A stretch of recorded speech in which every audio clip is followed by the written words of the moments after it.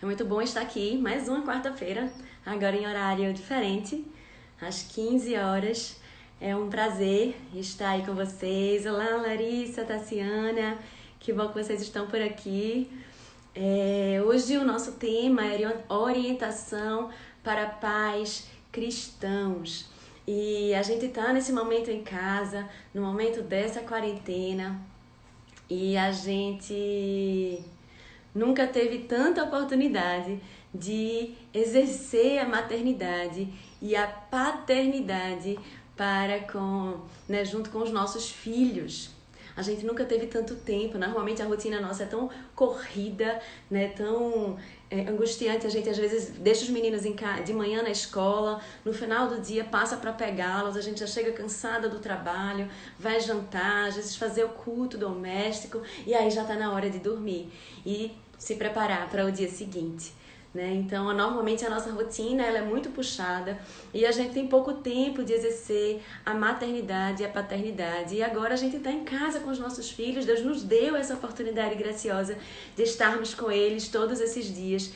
E ainda mais agora, acabamos por ser confrontados pela rebeldia, muitas vezes, pela desobediência, pela falta de respeito, às vezes até eles obedecem, mas a gente precisa pedir 3, 4, 5 vezes para que eles possam obedecer, né? A partir dessa desobediência ou obediência tardia, surgiram algumas técnicas, né? Que é o 1, 2, 3, né? Que alguns livros, existem até livros que falam sobre isso, que a gente deve contar até 3, dá a ordem contar até 3, né? Isso vai bem de encontro ao que nos ensina a palavra de Deus, que a obediência ela deve ser imediata, que ela deve ser feita de boa vontade, com alegria para com os pais, entendendo a partir do ensino e da educação da família e dos pais a importância e o valor da autoridade dos pais na vida dos filhos, entendendo que o meu pai e a minha mãe foram escolhidos por Deus para cuidar de mim, para me proteger, para me ensinar nos caminhos em que eu devo andar. Então, a Bíblia, ela nos traz uma perspectiva totalmente diferente daquela que a gente enxerga aí afora no mundo, né? E nos traz e nos faz refletir sobre o que nós temos feito hoje, né, em relação aos nossos filhos, a situação em que nós vivemos. A gente tem dados extremamente alarmantes e, por exemplo, não sei quantos de vocês tiveram a oportunidade de ler, me diz aqui quem teve a oportunidade de ler, quem conhece esse livro, que é Família Guiada pela Fé, de Voddie Baucham.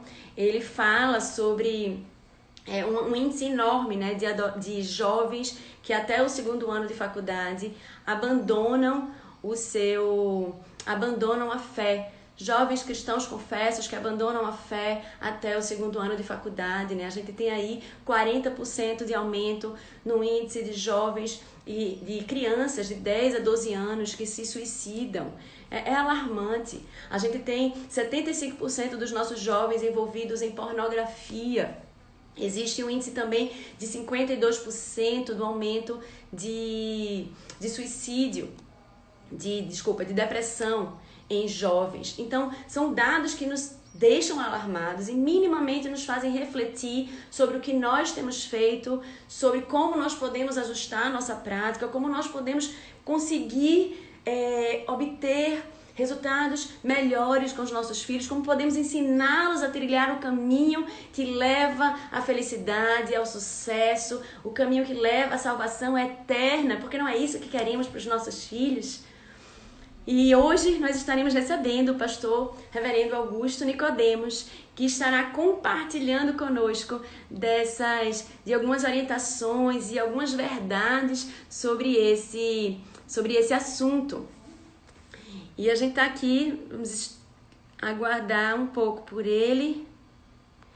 Esse é um assunto que, quanto escola, nos traz muito ao coração, porque nós trabalhamos com famílias e todos os dias vemos o desafio que os pais, que as famílias, e eu como mãe também, mãe de 3, Diego, Cauã e Aimee, enfrentam nessa luta diária em relação à criação de filhos. Não é fácil, né? Nós lutamos todos os dias, tentando acertar, tentando tratar o coração dos nossos filhos, mas é um desafio que acomete a todos nós e é fato que precisamos de ajuda. Então, em conversa com o pastor Augusto, algumas semanas atrás, eu estava expressando para ele, alguns meses, né, atrás, eu estava expressando para ele a nossa preocupação de fazer algo a mais pelas famílias, né, de impactar as famílias de forma geral, de forma mais contundente. E desde que a gente começou a entender o nosso propósito quanto à educação, nós começamos a estudar sobre educação e vimos a relevância da palavra de Deus no nosso dia a dia. Às vezes a Bíblia parece que a gente lê a Bíblia como se estivesse trazendo teorias e algo distante, mas não, de forma alguma.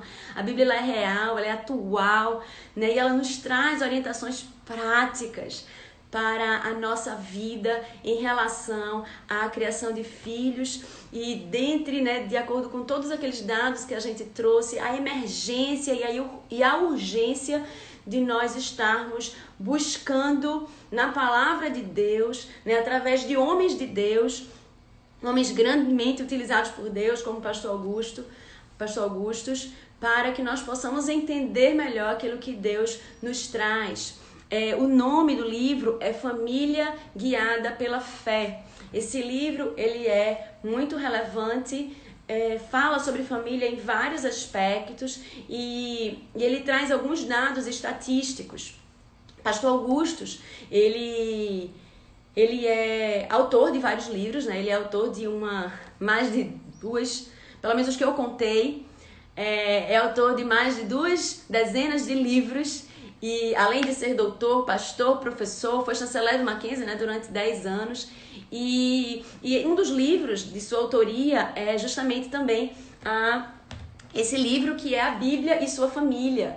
E ele traz uma perspectiva também, como inicialmente trazendo um estudo sobre a carta aos Efésios, trazendo uma perspectiva desde o casamento, né? E quando a gente começa a estudar sobre a educação de filhos, a gente entende que a educação de filhos ele está totalmente ligado ao casamento. Né? O casamento é um ambiente onde nós, filhos, somos criados. Onde os nossos filhos são criados, é no nosso casamento. Né? A partir da nossa relação com o nosso marido e a nossa esposa, nós ensinamos os nossos filhos a como se relacionar com os seus futuros maridos e esposas. Maísa, Família Guiada pela Fé, é do pastor Vold Bauckham. Ele é americano e ele escreveu esse livro. A autoria do pastor Augustus Nicodemos é esse aqui que eu tô aqui na mão, A Bíblia e Sua Família, onde ele faz o estudo aos Efésios e aí ele trata desde a perspectiva de casamento, trazendo o casamento à luz da palavra de Deus através dos escritos, né, lá de Efésios, trazendo a diferença dos papéis do marido e da esposa, do pai e da mãe, o que é responsabilidade de cada um dentro da família, dentro dessa perspectiva de paternidade e de maternidade. E aí ele traz sobre criação de filhos, e aí ele traz umas perspectivas muito interessantes sobre criação de filhos. E é interessante notar que muitos dos ensinamentos que a gente encontra na Bíblia e, né, nesses estudos em orientações bíblicas, né, teologicamente corretas, a gente vê que vai de encontro a muita coisa que a gente escuta por aí. Né? Então, aqui a gente tem no capítulo 8, né, filhos, obedecei a vossos pais. Então, a gente tem aqui alguns capítulos que seguem adiante, falando um pouquinho sobre essa perspectiva dos filhos. E aí, depois dos filhos, ele traz a responsabilidade dos pais, né? É uma relação de mão dupla. A gente tanto tem, por um lado, o papel dos filhos, né? Nós precisamos ensinar qual é o papel deles, como eles devem se comportar em relação a nós. E, por outro lado, eles precisam participar, os pais precisam entender qual é o seu papel na educação de seus filhos. Então, é uma via de mão dupla e aqui ele trata dos dois lados, né? Como podemos ensinar os nossos filhos sobre o papel deles, como eles devem obedecer, né? Como deve ser a relação dos pais em relação à disciplina. E por outro lado, vocês estão ouvindo bem? Alguém disse que estava sem ouvir? Gente, me diz por favor. A Fernanda está ouvindo normal.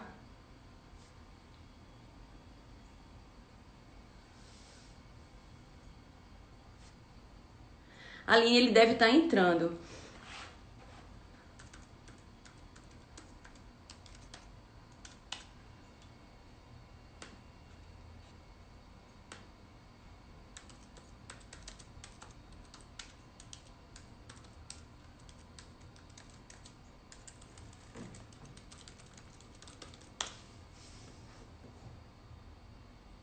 Ai, tá ótimo. Que bom que voltou.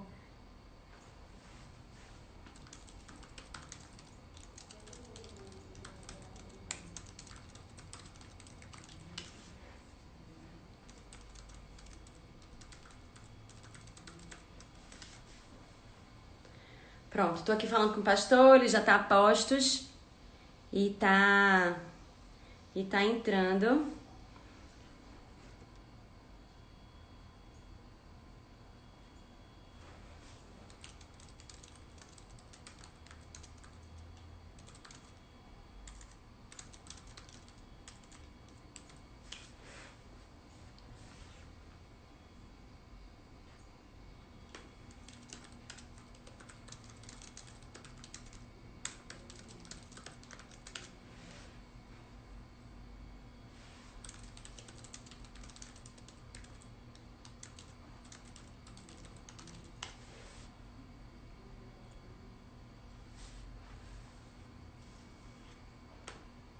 Gente, um momento que o pastor está aqui tá entrando.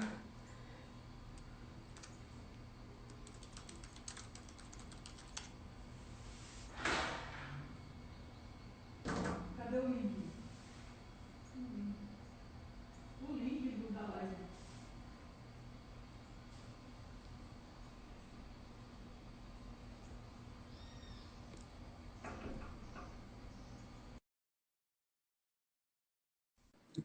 Pronto.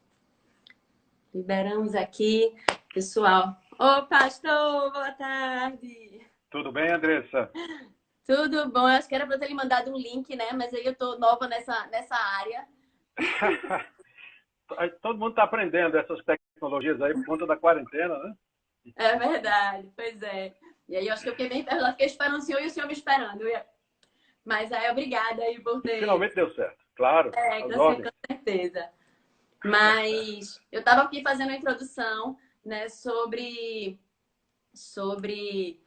a situação em que a gente tem enfrentado em relação à questão da educação de filhos, de criação de filhos. Nessa quarentena, né, a gente nunca teve tanta oportunidade de exercer a maternidade e a paternidade, porque o nosso dia a dia é tão corrido, né? Às vezes os filhos eles ficam o dia inteiro na escola e aí chegam em casa já na hora do jantar e a gente faz o culto doméstico, já está na hora de dormir para se preparar para o próximo dia. E a gente acaba que não tem, né? A gente não tem muita oportunidade de ficar com os filhos. E essa quarentena, de uma certa forma, ela possibilitou isso, né? A gente passar tempo com os nossos filhos. E acaba que a desobediência, a rebeldia, né, a falta de respeito, elas acabam gritando mais alto, né, dentro dessa rotina que nós temos tido e acaba vindo em nosso coração a necessidade maior, o despertar ainda maior, de a gente conseguir entender quais são as orientações bíblicas, o que é que Deus nos fala, né? A gente vê, por exemplo, dados bem alarmantes, de 75%, por exemplo, dos jovens envolvidos em pornografia, né? Aumento de suicídio entre adolescentes, depressão. Então, são dados que alarmam o nosso coração e nos fazem, no mínimo, parar e refletir para entender o que é que a gente tem feito de errado ou o que a gente pode fazer para melhorar. E eu estava falando aqui do seu livro, né? Eu tô no finalzinho, tô lendo ele e a Bíblia e a sua família. Estava aqui compartilhando com o pessoal, tô aqui com ele na mão. E assim, o senhor escreveu muitos livros, né? O senhor tem aí a contagem? Quantos livros o senhor escreveu? Exata não. Deve ser perto de uns 30 aí, com mais uns 5 a caminho. Eita, danos. Não para, né? Então, dentre todos esses temas, né? E a gente vê também lá no Perguntar Não Ofende, a gente vê a quantidade de temas que o senhor aborda. São muitas as possibilidades de temas, mas dentre todos os temas que poderiam ser abordados, o senhor escolheu um deles, a família, né? E eu achei interessante porque é o seu único livro que foi escrito com Minka, né? E eu acho que essa autoria dupla já nos diz alguma coisa. Tá certo. Né? Exatamente. Esse livro foi fruto de uma série de reflexões que inicialmente eu havia feito na igreja que na ocasião eu pastoreava e que depois eu senti a necessidade de colocar no formato de livro para ter um alcance maior. E a Minka veio em meu socorro, nós fizemos o texto juntos e ela deu contribuições preciosíssimas. Eu costumo dizer que o que tem de bom no livro é dela, né? Fui eu. E a gente queria fazer isso porque a gente sentia, na ocasião, os nossos 4 filhos estavam em casa, eles eram pequenos, e a gente estava enfrentando dificuldade com a criação dos meninos da forma correta. Isso também abalava o nosso relacionamento. É sempre assim, né? Inclusive, criação de filhos é uma das causas principais pela qual casais acabam se separando. Então, a gente sentiu bem o drama, o desafio, e à luz dessas passagens bíblicas que são exploradas aí no nosso livro, nós resolvemos, então, escrevê-lo e publicar para abençoar o maior número possível de pessoas, porque nós imaginamos que aquilo que a gente enfrentou, nós não éramos únicos nisso, né? Com certeza é um problema também de muita gente. Daí nasceu esse livro, que já vai, eu acho que não sei se é a 5ª edição, alguma coisa assim, e que eu acho que já precisava acrescentar mais 1 ou 2 capítulos, né? Porque temas novos surgiram, temas extremamente importantes, mas isso aí vai ficar para a próxima edição dele, né? Ainda estamos pensando aqui como é que a gente vai fazer para acrescentar mais conteúdo aí a esse livro. Eu fico feliz que você leu, que você usou, fico muito satisfeito com isso. Graças a Deus. Isso, com certeza. Instrumento de bênção. Gente, alguém perguntou aqui, é a Bíblia e sua família, tá? Da autoria do pastor Augustus. Me diz aí quem já teve a oportunidade de ler esse livro, né? E compartilha aqui com a gente o que é que vocês acharam e como o livro foi usado como instrumento de bênção na vida de vocês. Pastor, eu tenho 2 perguntas sobre isso. Primeiro, qual foi o seu principal desafio na criação dos seus filhos? Você falou que você estava vivendo desafios, né? Então, naquele momento ali, qual era o principal desafio que você estava enfrentando? O principal desafio que eu enfrentei foi como conciliar os meus compromissos como pastor, professor de teologia e durante 10 anos chanceler da Universidade Mackenzie, com o meu compromisso com a criação dos meus filhos. Então não era fácil. Por um lado, havia as demandas do trabalho e eu precisava trabalhar, não é? Precisava trabalhar para sustentar e prover para a família. Mas, por outro lado, havia os meninos crescendo e precisando do pai para educá-los, ajudar na educação, juntamente com a Minka, para sair, se divertir, conhecer coisas, enfim, viver a vida comum do lar, não é? Então, isso foi alguma coisa que eu tive muita dificuldade. Uma das coisas que eu consegui, eu acho que deu certo, foi quando a gente tinha a oportunidade, a gente usava esse tempo de maneira adequada. Então, a gente fez muita viagem. Nós fomos com os nossos filhos para vários pontos turísticos aqui do Brasil, no Sudeste, né? Também no Nordeste. A gente, na época de crise maior, foi quando a gente estava morando em São Paulo. São Paulo tem muitas opções.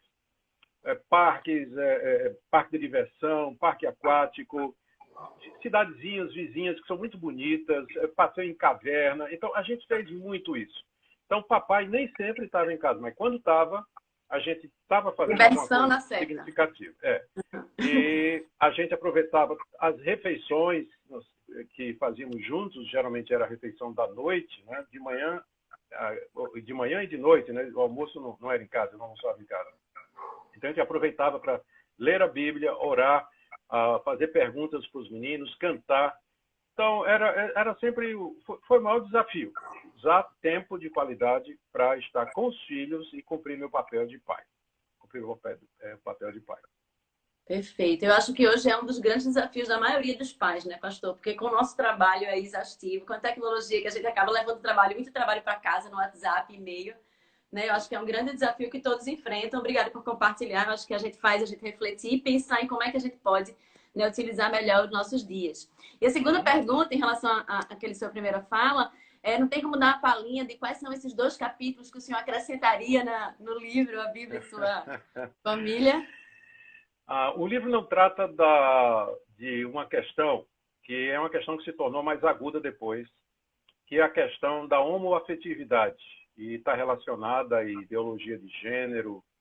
E como a ideologia de gênero tem entrado nas instituições de ensino, né, tanto públicas quanto privadas, e impactado grandemente a educação dos filhos e a própria vida familiar. O próprio conceito de família, né? Tremendamente impactado. Então, eu acrescentaria esse capítulo sobre ideologia de gênero. E um segundo capítulo tem a ver com o uso de tecnologia. Na verdade, eu já tinha feito algumas palestras na Universidade Mackenzie, uns 6, 7 anos atrás, onde eu tratava dessa questão, onde eu falava da tecnologia, o que ela não é neutra, quer dizer, ela é neutra, mas ela pode ser usada de maneira errada, e avisando dos vários perigos que estavam implícitos ali na tecnologia, e aí desenvolvendo a questão das redes sociais e tudo. Então, esses 2 capítulos eu acrescentaria ao meu livro, né? Como as redes sociais impactam a criação dos filhos e o casamento, e também a ideologia de gênero e as questões relacionadas com a homoafetividade. Seriam 2 capítulos que eu acrescentaria. Perfeito. De fato, essa questão esses 2 fatores que o senhor trouxe são bem relevantes, né? E impactam diretamente, como o senhor disse, na educação dos filhos. O senhor poderia fazer uma explanação breve sobre a questão da ideologia de gênero e como isso tem afetado essa nossa realidade? Sim. A ideologia de gênero, ela é basicamente a ideia de que existe uma distinção entre sexo, que é biológico, que é definido no nascimento, biologicamente, e gênero, que é uma definição feita a partir da sociedade ou da escolha do indivíduo. Então, uma pessoa pode ser biologicamente homem, mas ela se considera uma mulher. Isso é o gênero dela. Essa distinção não havia antes, né? Porque gênero sempre estava atrelado diretamente ao sexo. Sexo é o que eu sou por nascimento e gênero é o desenvolvimento disso na sociedade. Mas agora houve essa separação entre sexo e gênero agora ele passa a ser uma construção social. A pessoa que decide, né, o que é que ela vai ser, qual é a identidade genérica dela. E aí as possibilidades são gigantescas. Você tem alguém que biologicamente é homem, mas ele se considera genericamente como uma mulher que gosta de mulher. Ou você tem biologicamente uma mulher biológica, mas que ela se considera como uma mulher que gosta de homem. Então, dá pelo menos as combinações aí, dá 16 para 20 possibilidades do que é que as pessoas são.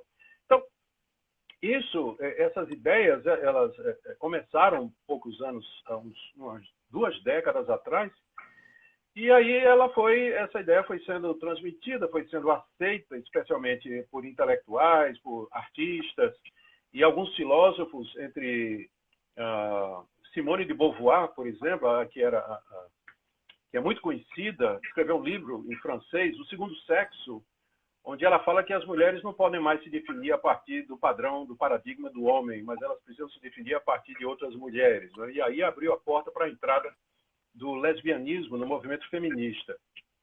E a partir daí, essa questão de identidade de gênero, ela começou a ganhar muita aceitação e acabou, por conta do ativismo muito forte, militante dos LGTB, a influenciar governos, influenciar especialmente o sistema escolar, onde então essas ideias elas são empurradas de cima para baixo e vão chegando até a sala de aula. E aí, na prática, significa que as escolas teriam que ter banheiro unissex, né, para os dois, banheiro para todo mundo, e não fazer mais distinção de menino e menina. São dezenas de implicações, né? Então, é isso aí o que seria a ideologia de gênero. Isso precisa ser, que vem sendo, né, contestado pelos cristãos, e não só pelos cristãos, né, qualquer pessoa, desculpa dizer, de bom senso, né, contesta esse tipo de coisa. Loucuras da modernidade, né, e que vão sendo colocadas sutilmente, né, ali, e aí é mais um elemento que nós precisamos lutar contra quanto família, né, porque se isso está dentro da escola, que é um lugar onde tecnicamente meu filho deveria estar protegido, né, ele acaba ali também sofrendo ataques. A gente tem visto em casa, né, eu tenho 3, e eu tenho uma de 8 anos que ama ver desenhos animados, e a gente fica impressionado com os desenhos animados, como todo ele tem elemento homofóbico. Né? Então, traz essa perspectiva e é muito difícil para nós trabalharmos com isso. E, pastor, a tecnologia. Fale aí um pouquinho sobre ela. Pois é, a tecnologia, nós temos que, para entender a tecnologia, a gente tem que entender a ciência moderna. A ciência moderna, ela se propõe a pesquisar o funcionamento da natureza, as leis que regem a natureza, formulá-las e traçar uma previsão de como as coisas vão acontecer. Uma vez que a gente sabe como determinadas coisas acontecem, a gente pode estabelecer o que a gente chama de lei de causa e efeito. Se isso aqui acontecer, o efeito sempre será esse. Então, por exemplo, se eu soltar uma maçã, ela vai cair. Então, isso vai acontecer aqui na China, em qualquer lugar. É a lei da gravidade. E aí o que é que acontece? A tecnologia toma essas leis que a ciência formula, não é que a ciência criou, né? Essas leis que a ciência descobriu, que já estão na natureza. A tecnologia toma essas leis e emprega essas leis para controlar a realidade. A tecnologia toma as descobertas científicas com relação à natureza, ao funcionamento do corpo humano, e transforma, por exemplo, em meios e instrumentos para melhorar a saúde do homem, para manipular geneticamente grãos, para melhorar a colheita, para levar o homem para o espaço, para a melhora nas comunicações. Então, a tecnologia tem a ver com o controle da realidade. O propósito da tecnologia é controlar a realidade, dominar a realidade e manipular e moldar a realidade de acordo com aquilo que os que estão por detrás da tecnologia acham que é a coisa correta. Então, a tecnologia ela é capaz de fazer muita coisa, fazer clonagem de ser humano, ela é capaz de fazer arma biológica, né? Não vamos nem falar disso aqui nessa pandemia, mas a tecnologia é capaz de fazer uma arma biológica, como alguma coisa parecida, né, com o que nós estamos vendo aí com o coronavírus. A tecnologia é capaz de alterar o DNA do ser humano de maneira que possa interferir no seu desenvolvimento. Então, as possibilidades são muito grandes. E a pergunta é, qual o limite disso? Qual o limite disso? Por exemplo, o uso da tecnologia, vamos falar de uma coisa mais próxima de nós, o uso da tecnologia na comunicação. Então, esses sistemas de comunicação que nós temos hoje, um único aparelho celular, eu estou aqui falando com você para 530 pessoas que estão espalhadas aí por eu não sei onde, né? Mas elas estão me vendo e elas estão conversando comigo. Então, essa tecnologia, ela pode ser usada de N maneiras diferentes, muitas maneiras diferentes. Para o bem, como eu creio que é o que nós estamos fazendo aqui, ou para o mal, né? Ou para o mal. Essa tecnologia permite o rastreamento e o controle das pessoas. Então, quem tem o domínio dos meios de comunicação sabe exatamente agora que eu estou falando com você, aonde aqui estou, onde você está, sabe exatamente isso. Então, existe toda essa informação. Aí, o que é que acontece? Não é? Com essa facilidade, com esse mundo de informação, os nossos filhos, os nossos jovens, passam o dia inteiro plugados, a menos que os pais tomem uma decisão radical e coloquem limites. Mas eles vão passar o dia plugados ali, assistindo música, vendo clipe, assistindo pedacinhos de filme, conversando com os amigos, vendo vídeos, a gente não sabe nem do que, se não tiver controle, e por aí vai. E aí o impacto é muito grande na vida dessas pessoas.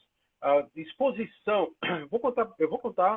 eu vou abrir meu coração aqui para dizer para você uma coisa, para ilustrar. Né? Antes, deixa eu beber aqui um copinho d'água e minha garganta não tá. Olha o tamanho do copinho. Eita, eu tenho que tomar 2 desses por dia. Mas tem que ser assim, né? Com a garrafa. Comigo só funciona desse jeito também.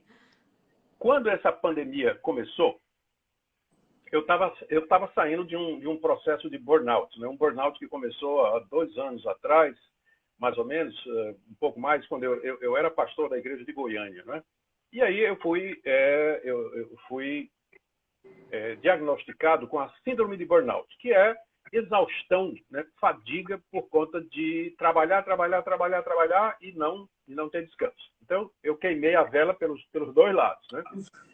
Então, eu entrei num processo de tentativa de recuperação que incluía descanso mental, descanso físico, descanso psicológico e uma série de atividades físicas e tudo mais.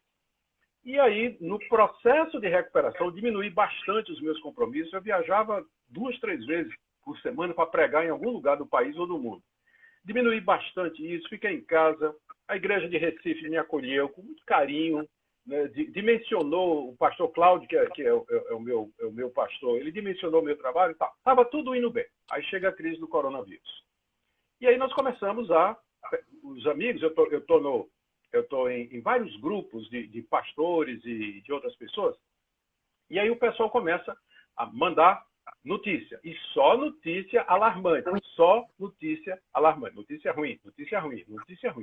E, rapaz, isso aí não está certo, porque não é possível que não tenha nada de bom, né? Não haja uma dimensão aí que possa alegrar o nosso coração.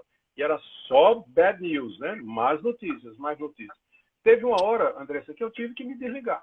Ou isso, ou eu caía de novo em desânimo, enfim, no burnout, né?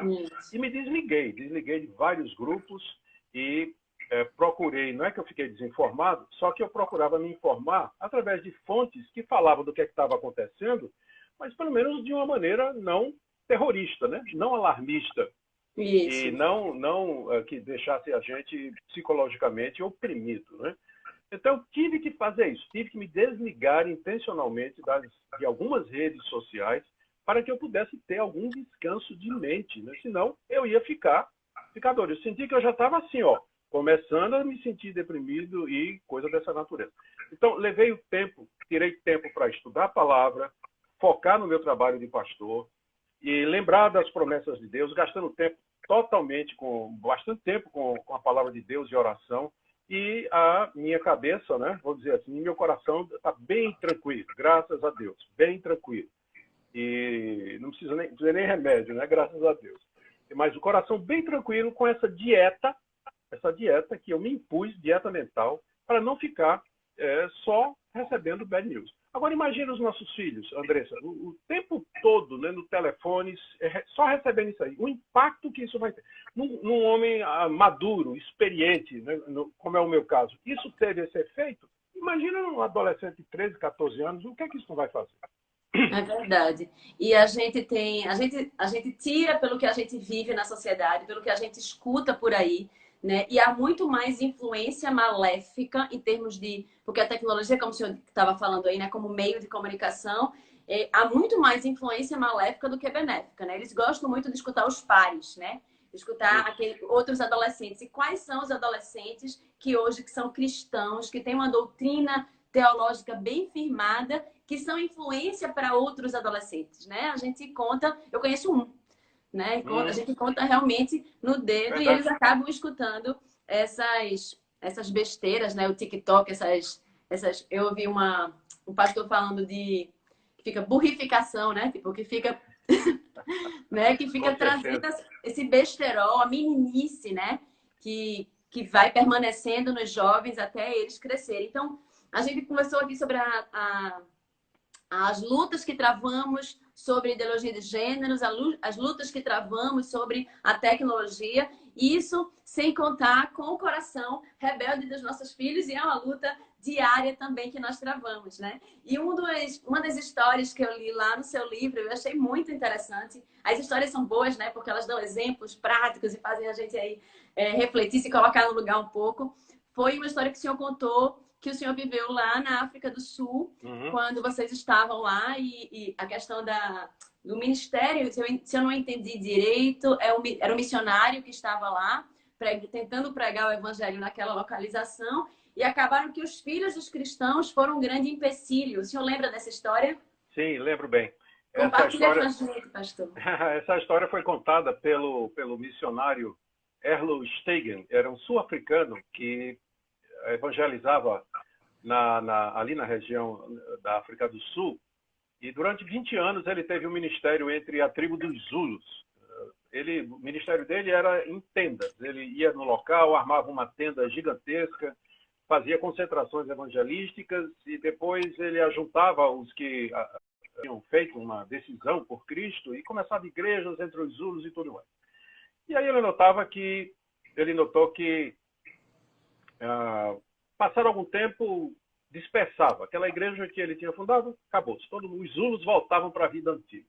E conversando com os Zulus e perguntando, né, qual é a dificuldade que vocês têm em acreditar e receber o Evangelho, a resposta era que, bom, o cristianismo é a religião do homem branco, e além do mais o seguinte, a gente olha para os filhos de vocês. Ele se referia aos sul-africanos, ou afrikaners, né, que são de descendência reformada e que já tinham igrejas formadas ali na África do Sul. Tem uma igreja bem antiga, reformada na África do Sul, que é feito de descendentes de holandeses, brancos ali, né? Holandeses. Eu falei branco, em contraste com os africanos ali. Então eles diziam, cristianismo é a religião do homem branco e a gente não quer. Porque os nossos filhos, os africanos diziam, se eu digo vai, ele vai. Se eu mando ele sentar, ele senta. Se eu digo a ele que não pode fazer isso, ele não faz. Mas eu vejo os filhos de vocês, os filhos dos cristãos, né? Os filhos de vocês, eles fazem o que eles querem. Eles não obedecem vocês. Então, eu não quero uma religião que vai fazer com que os meus filhos sejam desobedientes e rebeldes. E aquilo acaba, né? Você imagina a lapada que foi no missionário Erlo Stegen, né? Finalmente, final da década de 60, teve um grande avivamento lá, milhares de Zulus se converteram. Eu tive a oportunidade de trazer o Erlo Stegen, né, que é o Brasil. Ele pregou na primeira igreja presbiteriana do Recife, ele pregou em Belém também, pregou em São Paulo. Ele fez uma viagem aqui pregando e falando do avivamento. Foi uma experiência e tanto. Mas ele conta isso aí. E que foi, como você disse, uma lapada mesmo na cabeça dele. E na nossa, né? E na nossa. Nos faz refletir, né, sobre esse comportamento. Algo que foi dito lá dessa forma, né? E que foi empecilho, né, na pregação do Evangelho. E a gente vê, porque a gente teve na Pensacola, lá na escola, na Pensacola Christian Academy, eu não sei se você teve a oportunidade já de ir. Não, eu sei, conheço o nome, conheço sobre Pensacola, mas não tive chance ainda. Quem sabe? É uma escola cristã e lá a gente ficou impressionada com o comportamento dos alunos. Né? Todos eles, assim, em silêncio na sala. A professora falava, todos calados, para pedir para falar, levantavam a mão, levantavam-se só quando a professora dizia. E eu lembro que Eu fui há um ano atrás, mais ou menos, e quando eu voltei, o pessoal falou, não, mas é a cultura. Né? E você vê que não é essa questão de cultura, é uma questão de orientação, é uma questão de educação. E a gente vê que lá no sul da África, e foi isso que eu fiquei pensando na hora que eu li o seu livro, eu fiz, ó, não tem essa questão de cultura, é o coração nosso que é rebelde mesmo, né? E que Sim. isso vai acontecer em qualquer lugar. Então, não é uma questão cultural, mas é uma questão do coração, não é isso? Perfeitamente. Os nossos filhos já nascem, como nós nascemos, herdeiros da corrupção do coração que vem desde os nossos primeiros pais. Quando eles pecaram no jardim, caíram daquele estado de graça em que foram criados, o coração deles se corrompeu, se escureceu com a presença do pecado, e a partir daí, todos que vieram desse tronco, que é Adão e Eva, todos os ramos que procedem daí são contaminados pela corrupção natural. Então, os nossos filhos já nascem inclinados ao mal. É o que a gente chama de pecado original, né? Eles já nascem inclinados ao mal. E os pais precisam ter consciência disso. Nem sempre os pais conseguem ver que boa parte dos problemas que eles têm com os filhos é por causa da natureza pecaminosa da criança, que se manifesta cedo. E se os pais não perceberem isso, que o problema está no coração da criança, eles vão direcionar de maneira errada a criação e os métodos de educação e de disciplina. Mas uma vez que os pais têm essa consciência, né, de que seus filhos são pecadores e que o problema está no coração, então eles vão pastorear, usando a expressão de um livro aí do Paul Tripp, eles vão pastorear o coração da criança. O foco vai ser o coração. Não é somente que os filhos aprendam a fazer certas coisas, mas dizer ao filho por que eles têm que fazer estas coisas, por que que o filho é desobediente, por que que o filho não consegue sempre obedecer aquilo que o pai e a mãe desejam e orientam para ele, para que então chegue no coração da criança. O ponto é esse aí, tem que chegar no coração da criança. Ou pelo menos tentar chegar lá, né? Porque só mudar o comportamento por fora, né? A criança vai estar obedecendo por fora, mas o seu coração vai continuar a ser exatamente o mesmo. E na primeira oportunidade que tiver, ele vai jogar a educação fora e vai seguir o que o coração dele deseja. Então, o foco é, de fato, o coração do filho. Não tem outro alvo, não. Entendi. Ô, pastor, e assim, talvez algumas pessoas confundam aquela passagem que Jesus fala, vinde a minha criancinha, as criancinhas, porque destas é o reino dos céus, né? E talvez confundam, não sei se eu gostaria de explicar melhor isso. Sim, E, tipo assim, a partir de quando há pecado? Porque eu acho que essas duas questões, elas meio que se confundem um pouco, né? Sim. Quando Jesus disse aqui, deixai vir a mim as criancinhas, não é que as criancinhas estavam vindo a ele, é que os pais estavam trazendo os filhos para que Jesus impusesse as mãos sobre eles e abençoasse. Portanto, eram crianças de peito, né? Crianças de colo.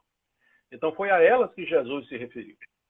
A gente não sabe exatamente a data ou a idade em que uma criança ela começa a conscientemente desobedecer a Deus, desobedecer aos pais e cometer pecados. A gente não sabe. Pode variar de criança para criança.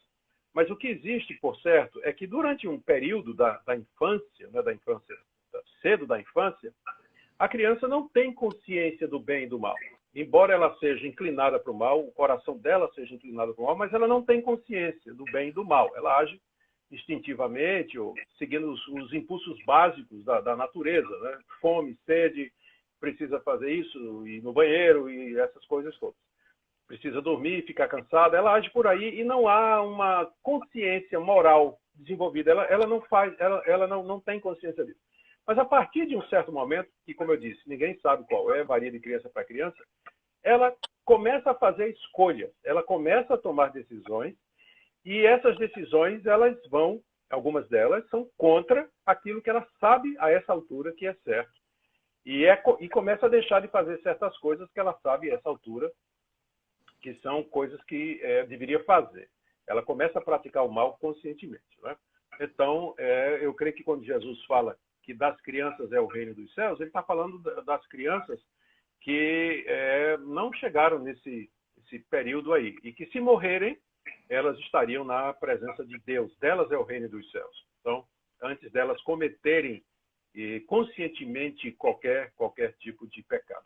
Existem duas teorias, né, entre os cristãos reformados a respeito do destino das crianças que morrem na infância.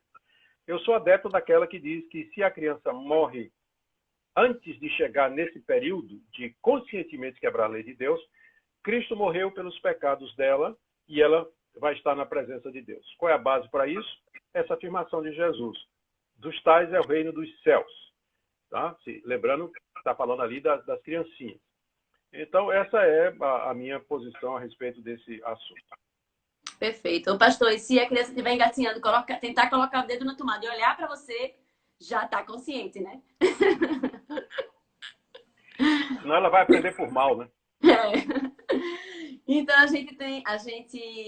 nós falamos aqui sobre a questão da ideologia de gênero, do homossexualismo, agora falamos sobre o pecado, né? São 3 frentes de batalha que nós travamos na criação dos nossos filhos para conduzir os nossos filhos a Deus.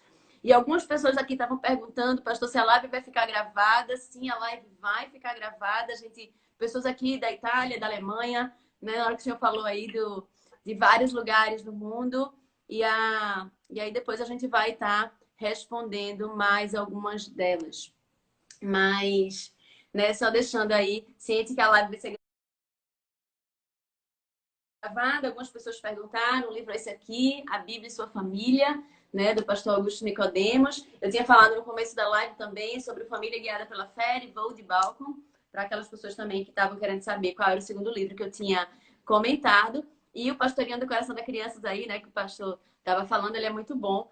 E também ele trata sobre essa questão da educação e criação de filhos. Então, a gente está aqui tratando sobre 3 questões, sobre o pecado, sobre as influências culturais que a gente tem aí a partir da ideologia de gênero e a partir da tecnologia que o pastor trouxe aí para a gente, essas 2 perspectivas, sem contar, pastor, com as ideologias de evolucionismo, de progressismo, Sim. de liberalismo, né? O senhor falou aí do feminismo, né? Que vêm e são contrários à palavra de Deus e trazem peso a nós, pais, na criação dos nossos filhos.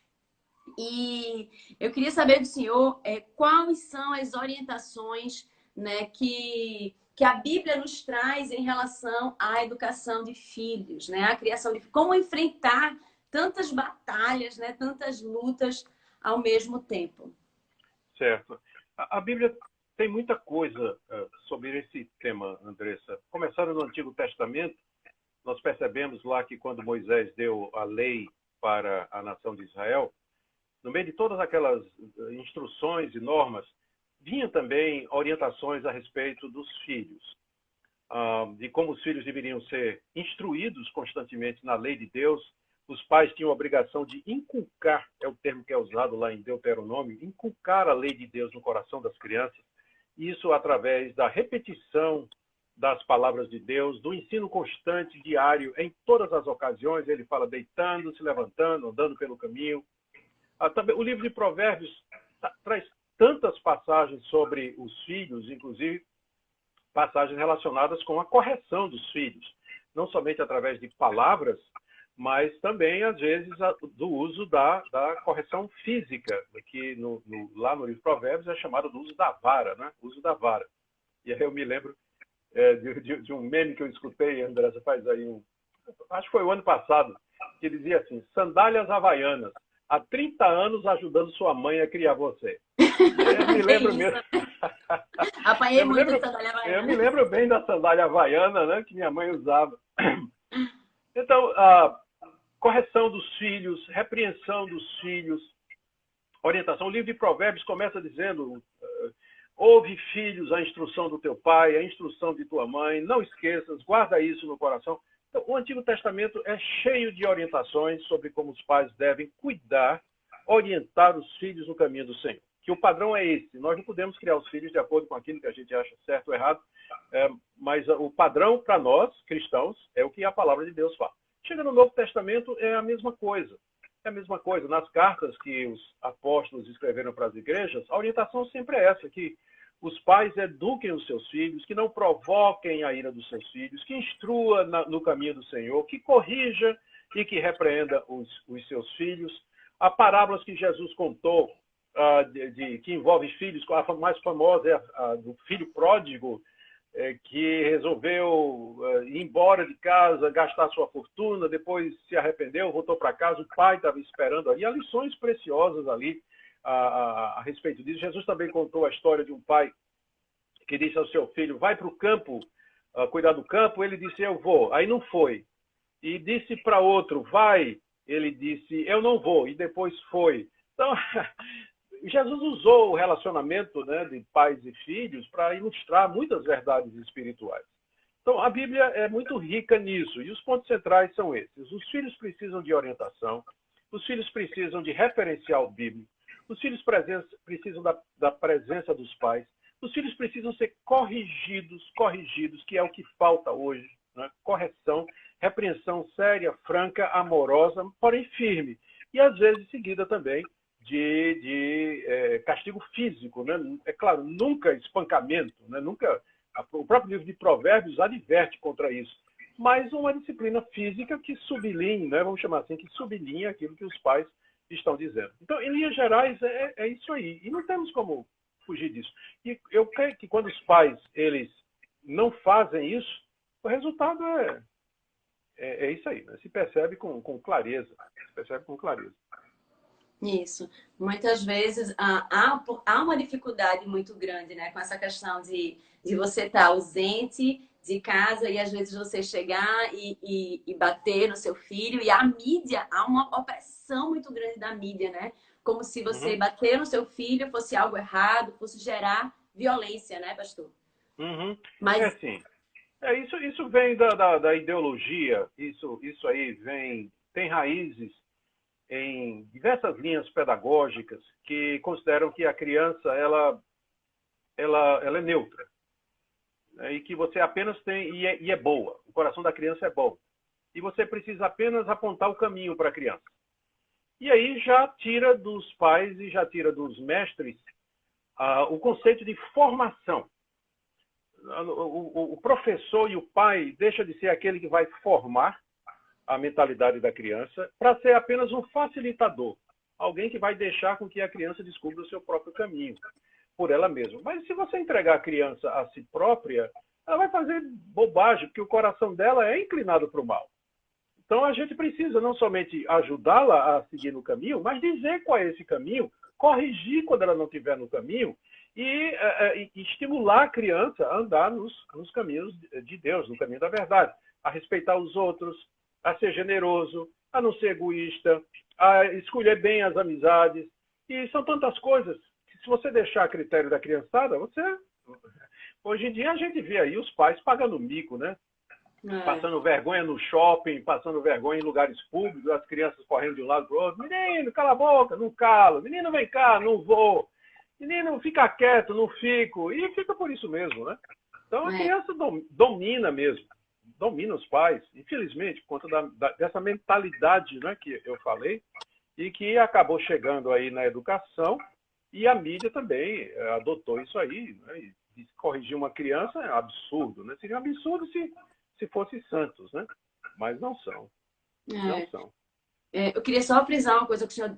Deixa eu só responder uma pergunta logo. O livro A Família, a Bíblia e Sua Família, ele pode ser encontrado no @livraria, o senhor sabe, pastor? Livraria PIPR? Sim. Não. É @livraria de primeira. Livraria de primeira. Pronto, algumas pessoas estavam querendo saber onde é que vendia, porque só tinha encontrado usado. E aí... Livraria de primeira você vai encontrar. Pronto, então respondido. Outra coisa que o senhor falou de Provérbios, e a gente está preparando uma devocional de 31 dias para ser trabalhado junto com os pais agora no mês de maio. Então a gente está liberando hoje ou amanhã esse material para os pais poderem baixar e trabalhar junto com seus filhos, justamente entendendo, pastor, a preciosidade do livro de Provérbios na educação de filhos em tantos assuntos, né? Muito Provérbios trata de muitos assuntos. E eu queria frisar novamente o que o senhor colocou em relação à Bíblia, em como ela é importante, porque a gente está no momento que tem, através da tecnologia, muito acesso à informação. Então, a gente ouve muita baboseira, a verdade é essa, né, sobre criação de filhos. Então, se a gente se permite ir levando, engolindo as coisas que estão por aí, ao invés de olhar na palavra, meditar nela e trilhar o que tá, aquilo que a gente está escutando, né? Porque eu acho que a grande dificuldade nossa hoje em relação a esses conceitos é porque não há muito crivo em relação ao que a gente escuta. Não é isso? Perfeitamente. Falta o crivo exatamente porque os próprios pais eles estão confusos. A coisa começa em casa mesmo, né? A coisa começa em casa. Os pais estão confusos, os professores estão confusos, o conceito do certo e do errado vem se erodindo a partir da influência do relativismo, né, em questões morais e éticas, de forma que os pais não sabem nem direito o que dizer para os filhos. E muitos pais veem com naturalidade o filho seguir determinados caminhos, ser egoísta, ter um namoro, começa a namorar cedo e no namoro já começa a fazer besteira.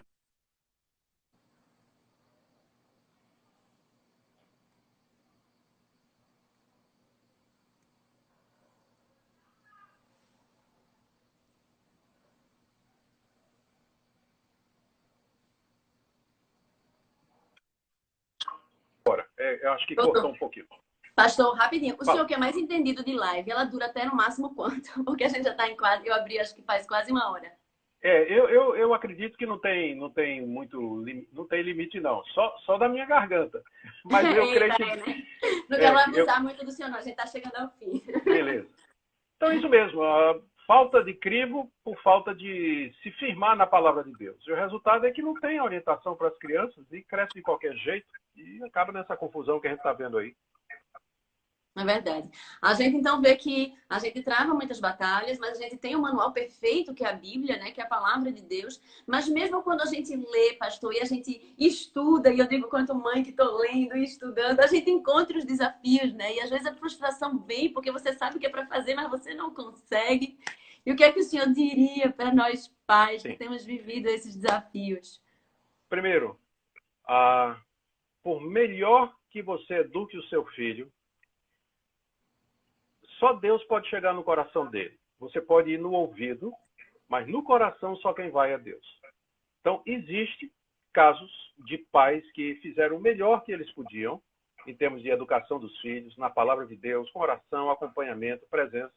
Mas chega um momento em que a criança, o jovem, o adolescente, ele toma uma decisão e ele simplesmente resolve que ele não vai andar, não quer seguir naquele caminho. Então, há casos na própria Bíblia de homens piedosos, tementes a Deus, mas que tiveram filhos ímpios. Um caso que eu posso contar aqui, que me vem assim, é o rei Ezequias. A Bíblia diz que não teve nenhum como o rei Ezequias, santo homem de Deus. Só que ele gerou um filho ímpio que se tornou rei de Israel e acabou com tudo de bom que o pai tinha feito ali entre os judeus. Então, primeira coisa, para os pais, por mais que você eduque seus filhos direito. Pastor, o pessoal disse que vai cair a live em 2 minutos. Posso abrir outra? Pode, estou à sua disposição. Eu vou encerrar essa, salvar, e eu abro outra agora mesmo, tá? Só para a gente poder fechar. Então, a gente vai fechar essa live e vai abrir outra, tá joia? A gente se encontra aqui em 2 minutinhos. Voltamos. Live abençoada. Tanta informação importante, preciosa. Pronto, gente. Vamos agora só dar um tempinho pro pessoal voltar. O pastor também deve estar tomando uma aguinha para que a gente possa retornar novamente. Certo? Muita informação importante, né? Muito conteúdo abençoador. Graças a Deus pela vida desse pastor que tem estudado, né? E muito para poder ser instrumento de bênção na vida de tantas pessoas. E aqui o pessoal tá entrando. Agora eu fiquei sem as perguntas lá da outra live. Algumas pessoas tinham compartilhado sobre essa questão da disciplina, né? A maioria concordando. Teve uma pessoa que estava lembrando de que a gente precisa ter cautela, né? Porque o pastor estava falando sobre a disciplina e a correção física, mas ela precisa ser feita na medida, né? Com amor, como o pastor falou, né? E ter cuidado para que a gente não possa fazer nem mais nem menos. Kikata, Ana Paula, Lili, Glenda. Tô aqui esperando pastor, para a gente poder, esperando o pessoal aí entrar novamente. A gente está em 81, a gente estava em 600 e quase 700 pessoas. E aí a gente vai dar só mais um tempinho para que a gente possa voltar, o pessoal possa entrar e a gente continue a live. Muito bom aí contar com a participação de todo mundo, né? Um assunto tão relevante que traz transformação para a vida da gente. Pra gente que é mãe e professor de escola dominical é muito edificante. É verdade, Ellen. Coloca na do pastor Augusto, por favor. Animal, outras pessoas entraram. Sara. Esse tipo de comunicação ele é importante tanto para pais, né, como para avós também, que auxiliam aos seus filhos na educação dos netos, né, a educadores também, porque se a gente educa em sala de aula, a gente precisa entender algumas coisas, né, alguns princípios da educação que a Bíblia nos traz são extremamente importantes para educadores, porque a escola não existia, né, lá em Deuteronômio. Então, quando Deus ele nos dá a sua palavra lá na educação, ele está dando para os pais, mas a partir do momento que eles escolhem a escola, eles compartilham conosco essa missão tão importante que é de educação. O pastor continua falando do rei Ezequiel e seu filho ímpio. Nossa expectativa é que tem que estar no Senhor, é verdade, Jéssica. Tassiana, muito boa essa live, é verdade. Amada, se possível, peço opinião, pastor, sobre a culpa que muitas vezes sentimos a respeito da nossa incapacidade na formação das nossas preciosidades. É verdade, né? É difícil e às vezes a gente está cansado, né? E a gente falha mesmo, às vezes a gente sabe que está falhando e é realmente difícil lidar com essa frustração, às vezes com esse sentimento de culpa. Simone, a escola ela fica em Aldeia, na região metropolitana de Recife, fica a 20 minutos do centro. Pastor Augusto sempre traz uma palavra de conforto para os corações, é verdade. Sou de Belém. Olá, Claudinha, muito importante esse tema para nós como pais e professores de ABD, é verdade. E a gente precisa ajudar os pais também, né? As famílias, quando a gente trabalha com educação, enquanto escola, a gente entende que as famílias são propósito de Deus na nossa vida, né? São famílias que Deus nos deu para cuidar, amar e ensinar também. E o pastor mandou aqui uma solicitação e eu não vi.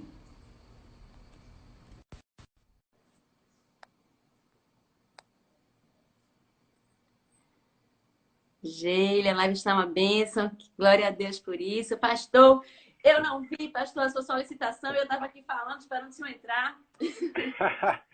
Só um minutinho aqui que eu vou prender aqui no tripé, que fica mais fácil. Deixa eu acompanhar aqui. Só um minuto. Tá. Pronto, o pessoal estava lembrando e pedindo para o senhor falar de Ezequias. Sim. O rei Ezequias, a Bíblia diz, ele era um descendente do rei Davi, um santo homem de Deus. Ele tinha um pai ímpio, e o rei Acás, e quando o Ezequias assumiu o reino, ele promoveu uma grande reforma na nação de Israel. Tirou todos os ídolos, baniu os falsos sacerdotes, renovou o culto a Deus, renovou a aliança com Deus e estabeleceu o culto verdadeiro ali. E durante toda a sua vida ele temeu a Deus e foi um dos reis. Lá o texto de Crônicas e do segundo livro dos reis diz que ele não teve igual a ele, em termos de fidelidade a Deus. Só que ele morre e o filho dele assume no lugar dele e faz exatamente o contrário do seu pai. Ele acaba com o culto a Deus, persegue os sacerdotes, traz os ídolos para dentro de Israel, promove a idolatria, o culto a Baal. Como é possível? Não? Um homem temente a Deus, como Ezequias, ele tem um filho tão ímpio e violento como foi aquele filho que o sucedeu. Então, isso é apenas um exemplo que nós encontramos na palavra de Deus. Quer um outro exemplo? O profeta Samuel. O profeta Samuel, um homem temente a Deus, foi um homem que Deus usou para ungir o rei Davi, para fazer a transição do período dos juízes para o período da monarquia. É um santo homem de Deus. Referências não faltam a quanto Samuel era temente a Deus. Os dois filhos de Samuel não andaram nos caminhos. Tanto é que quando Samuel anunciou que ele ia se aposentar, Aí o pessoal, os chefes das tribos de Israel, eles disseram: nós não queremos que teus filhos reinem sobre nós, porque nos julguem, porque eles são ímpios, eles não seguem o caminho, no seu caminho. Então, Samuel, Ezequias, Davi exatamente não foi um exemplo de pai, mas você vê que teve filhos lá, e teve filhos lá que se levantaram, inclusive, contra ele, né? Inclusive contra ele. Então, lá no livro de Ezequiel, capítulo 18, diz assim que se o homem justo tiver um filho ladrão, ele continua lá levantando essa possibilidade. O normal é que se você criar o filho nos caminhos que ele deve andar, quando for velho, não se desviará dele. Mas tem exceções. E às vezes é apesar de toda a boa educação que a criança recebeu. Apesar de tudo. Porque nós temos que saber isso. Que a criança, ela é um ser que vai dar conta a Deus. Ela vai dar conta das suas escolhas. Ela é responsável pelos seus atos.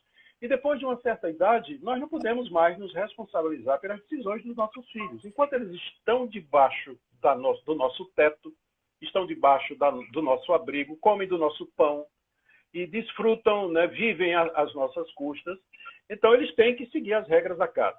Mas chega uma certa idade que a criança que vira adolescente, vira jovem, e ele tem a sua independência, e ele toma as decisões que ele quiser. E o pai, ele não deve se sentir, ele não deve se sentir completamente condenado por isso. Teve um período da minha vida que essa questão veio muito sobre mim. E aí eu descobri o seguinte: se o seu filho se converter e seguir nos caminhos de Deus, vai ser apesar de você.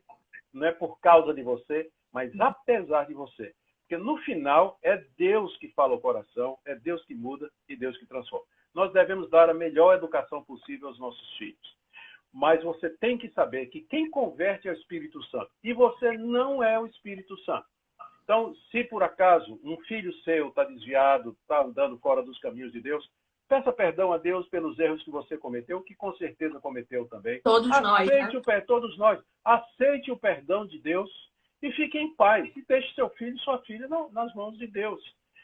Eu cresci na igreja. Eu cresci na igreja presbiteriana, fui evangelizado por minha mãe, eu participei da igreja até os 16 anos. 16 anos eu fui embora. Virei as costas para a igreja, virei as costas para Deus, fui para o mundão, fiz coisas que eu nem gosto de falar. Mas aos 23 anos Deus me chamou de volta, usando inclusive minha mãe para isso. Minha mãe foi um instrumento da minha conversão. Mas eu passei um período bem longe de Deus, bem afastado de Deus, até que Deus teve misericórdia de mim e trouxe de volta. Então, enquanto há vida, há esperança. Você que é pai, você que é mãe, e está com problema aí com seus filhos rebeldes, não desista, não desista. Ore, mantenha a porta aberta, seja firme, mas com amor também, misericórdia. E no tempo de Deus você vai ver o poder de Deus agindo aí na sua vida e na vida do coração do seu filho. É verdade. Até uma pessoa tinha pedido, pastor, o senhor, eu não sei se o senhor leu, mas ela tinha uma pessoa que tinha pedido para justamente o senhor falar sobre essa questão da culpa, né? Porque é algo que atormenta muitas vezes o nosso coração, né? Quanto pais. Sim. E foi bem falado. E é isso, a gente faz o nosso melhor, mas Deus, ele age através de nós. Né? Tudo posso naquele que me fortalece, né? Amém. Posso ser o melhor Amém. pai do mundo naquele que está por trás de mim, né? Me usando na maternidade e na paternidade. Mas a gente vem aqui, né, construindo, falando sobre tantos desafios em que a gente vive na maternidade, na paternidade. E a questão é que, pastor, estamos em guerra. Sim. E a guerra é pelos nossos filhos. É verdade. E a guerra é pelos nossos filhos. Há uma guerra espiritual por trás disso tudo. Satanás e seus anjos, os demônios, os poderes espirituais desse século, do presente mundo, eles estão atuando para destruir a vida dos nossos filhos, a vida da nova geração, a vida desses que um dia serão igreja. E há, de fato, um conflito espiritual por trás disso tudo. A Bíblia é muito clara quando fala disso. Então, a gente deve lembrar que os inimigos dos nossos filhos não é necessariamente o professor evolucionista, a professora que é da ideologia de gênero, os amigos que são imorais. Não, a mídia que publica e veicula coisas contrárias à fé cristã. Os verdadeiros inimigos estão por detrás. A guerra é espiritual. Por isso os pais têm que orar muito. Tem que orar muito, tem que trazer os filhos em oração, apresentá-los a Deus, cercá-los de oração, porque é uma guerra espiritual. E às vezes os crentes não estão percebendo essa dimensão. Eles se esforçam para ensinar os filhos, se esforçam para dar o melhor para os seus filhos, mas esquecem de fazer uma coisa muito importante: interceder, orar constantemente pelos filhos, porque é uma guerra espiritual essa que nós estamos travando. É verdade. Uma vez uma pessoa fez uma observação muito interessante, dizendo que assim, oração é orar mais ação. Né? A gente precisa, não adianta fazer uma coisa sem a outra. A oração são as duas coisas juntas. As né? duas coisas juntas. E precisamos interceder e precisamos agir. E, pastor, dentro dessa perspectiva, né, toda que nós vimos da realidade que temos vivido, dos desafios que temos vivido, a gente normalmente se prepara, né, durante muitos anos para ser o senhor pastor, né? Estudou quantos anos, pastor? Para chegar. Ainda está estudando, né? Foram 4 anos no bacharel em teologia, 1 ano no mestrado, 4 no doutorado e mais 1 ano no pós. Olha aí, mais de uma década estudando. Ah, sim. Né? Então, muitos anos. O pastor estudou 10 anos, né? Mais de 10 anos para ser pastor. E outras pessoas estudam para ser arquitetos, médicos, né? Advogados. E a questão é que todos nós estamos nos preparando. Nós temos uma visão muito voltada para a profissão, né? Mas um dos grandes ministérios da nossa vida é a paternidade e a maternidade. É isso? Tá certo, pastor? É isso? Tá. E, por incrível que pareça, ser pai e ser mãe não é uma coisa que a gente faz naturalmente. Porque tem gente que pensa assim, né? Que é uma coisa que vem com naturalidade. Não é, não. Lá na carta de Tito, o apóstolo Paulo faz uma recomendação que as mulheres mais idosas, elas ensinem as recém-casadas a como amar o marido e como criar os filhos. A gente pensaria que isso seria uma coisa natural. Se você ama a pessoa com quem você casou, então o resto vem naturalmente. E se você tem filhos, existe um amor natural pelos filhos. Então o resto viria naturalmente. Mas não é verdade. Nós precisamos ser orientados a como amar o nosso cônjuge e a como criar os nossos filhos, porque não é natural. O pecado afetou isso. Então é preciso treinamento. É preciso investimento consciente. Os pais estudarem, os pais tirarem tempo para aprender a palavra de Deus, se prepararem para criar os seus filhos. E investir também na criação dos filhos, em casa e, por exemplo, na escola, se possível, na escolha de uma boa escola, onde seus filhos vão receber orientação, vão receber treinamento, e uma boa igreja, onde o filho também vai ser orientado através de pessoas que temem a Deus, que conhecem os caminhos de Deus, vão ser orientados de como devem viver. Então, esse tripé, não é a família, que é a primeira responsável, segundo tem a igreja e a escola. É nesse âmbito aí, desse tripé, que nós investimos na educação dos nossos filhos para andarem nos caminhos de Deus. Eu sei que nem sempre é possível, às vezes pessoas estão morando numa cidade que não tem uma igreja boa, né, ou uma igreja que tenha uma boa educação, que ofereça um departamento infantil, ou também de que a pessoa não tem condição de colocar o filho numa escola particular, né? Vai ter que ir para a escola pública mesmo. Isso aí ele tem que compensar em casa, tem que compensar bastante em casa, para desconstruir algumas coisas, alguns conceitos errados que ele vai pegar na escola pública. Mas o tripé é esse, é família, igreja e escola na criação do filho. Perfeito. E para a gente ir seguindo aí para o final, pastor, poupando a sua garganta, né, depois de ter aproveitado dela aí durante mais de 1 hora, nós estivemos conversando alguns meses atrás, né, sobre essa perspectiva, sobre esse cenário, e a escola, né, vendo isso, entendendo a sua missão dentro dessa educação, antes do senhor entrar agora, não sei se eu estava vendo, mas falando de que todas essas instruções bíblicas na época sobre educação eram dadas aos pais, né? Mas quanto escola, a gente acaba dividindo um pouco desse papel com as famílias, né? Entrando em cena agora, ficando com as crianças uma grande parte do tempo. E tendo ciência dessa responsabilidade, a gente está lançando um projeto, né, aí agora, que é o Centro de Treinamento para Pais Cristãos. Eu estive conversando com o pastor Augusto, né? E dentro dessa perspectiva, né, pastor, de que os pais precisam de treinamento. Mas não é qualquer treinamento, né, pastor? Não, não. Eles precisam ser bem treinados nos princípios bíblicos sobre a criação de filhos. Você tinha falado há um tempo atrás aí da frustração que nós temos quando a gente estuda, conhece e na hora do vamos ver, na hora do aplicar, a gente não consegue fazer. Essa transição entre a teoria e a prática, ela é muito importante. E existem alguns métodos que podem ser utilizados em casa para facilitar essa transmissão do nosso conhecimento para a criança, dependendo da idade. E um curso, né, um treinamento para ajudar os pais a dizer, olha, o seu filho de tantos anos, ele ainda não vai entender direito conceitos verbalizados assim, teoricamente. Ele é mais visual, ele é sensitivo. Ou esse tipo de... Existe essa e essa maneira de você ajudá-los a compreender a necessidade de compartilhar os brinquedos. Então, tem muita coisa prática que a gente pode aprender com a ajuda de pessoas que já passaram por isso, tiveram essas ideias e tudo mais. Então, a ideia de um centro de treinamento para ajudar os pais é muito boa. Porque, com certeza, tem muitos pais...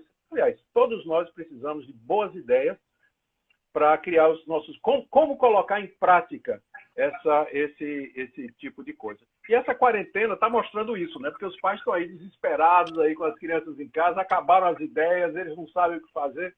Então, a ideia do centro é certamente relevante, muito bem-vinda. Está dentro do que a gente está falando aqui.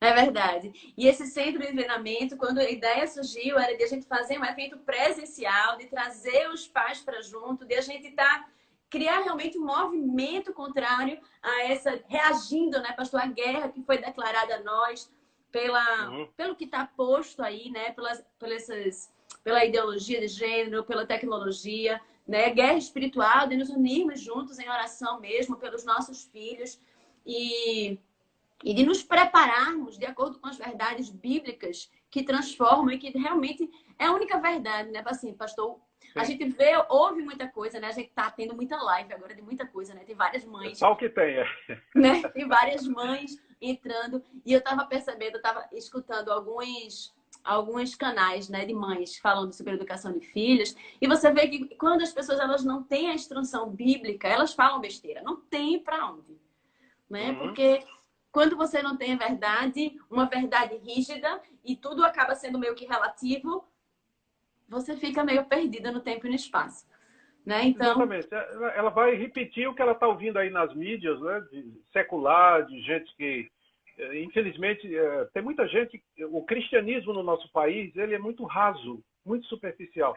Então, isso traz falta de conceituação correta a respeito do que é, de como criar os filhos, o que é a criança, a natureza espiritual do nosso conflito, o estado de queda em que nós nos encontramos. E aí vem as ideias que não têm o pressuposto correto, né? Que só encontra-se realmente na palavra de Deus quando a gente estuda e procura trazê-la para a nossa vida. Pois é, tem uma pessoa aqui que está falando sobre cursos online. A gente está dentro desse projeto também do Centro de Treinamento, já bolando alguns cursos online para pais, para que a gente possa dar o primeiro passo aí nessa ajuda para as famílias, nesse sentido de instruir as famílias de acordo com as verdades bíblicas transformadoras, né, que podem, de fato, transformar a realidade de vocês quanto família, quanto pai, quanto mãe. Né? E através de nós, né? Quando nós conhecemos a palavra de Deus, né? Pastor, o senhor estava falando sobre a igreja, a importância da igreja para os filhos e a importância da igreja para os pais, né? Porque quando a igreja tem uma boa doutrina, os pais são informados e são preparados para ensinar os filhos. Não é verdade? Totalmente de acordo. Eu falo muito. Mas bem, mas que bom que o senhor concorda. Totalmente. Mas, gente, ó, já tá lá no nosso feed, @Escola Ecoprime. A gente colocou lá centro de treinamento para aquelas pessoas que tiverem interesse de se juntar a esse movimento. Se inscreve lá. Lá na nossa bio tem um link, você pode clicar lá, se inscrever para saber mais sobre o evento. A gente tá com uma data marcada, mas a gente não divulgou por conta da instabilidade, né, pastor? Acho que não vale a pena divulgar ainda a data. Isso, você tem que aguardar um pouquinho para ver para que lado o governo aqui em Pernambuco vai com relação. Que vai relaxar a quarentena, vai ter que fazer isso. Só precisa saber em que termos. Isso, pois é. E a gente sabe que vai voltar, mas não sabe as regras com as quais a gente vai voltar, o que tempo, né? Então a gente está achando melhor esperar um pouquinho mais para poder divulgar uma data com mais certeza, mas já está tudo engatilhado, já estamos trabalhando aí com o apoio do pastor Augustus, já está, né? Tem meio caminho andado. E aí a gente está trabalhando, então se juntem a esse movimento, né? Não vamos continuar vendo os nossos filhos, né, andando, né, caminhando para o precipício, sem o conhecimento das verdades, sem a instrução e orientação do Senhor na condução da nossa maternidade, da paternidade. Se inscrevam e a gente vai estar atualizando vocês em relação a informações sobre criação de filhos e enviando aí esse curso online que a gente está preparando para vocês. Certo, pastor? Muito obrigada pela sua boa vontade, disponibilidade, pela sua garganta. Né? Ore por mim. Vou orar pelo senhor, tive tanto tempo, mas muito obrigada aí, foi muito conteúdo importante. As ordens. Muito Deus abençoe aprendizado. você, Andressa, te guarde e ilumine nesse projeto e continue a usar você como instrumento de bênção para tanta gente, ok? Amém, pastor, amém. Deus o abençoe, viu? Amém. Obrigado.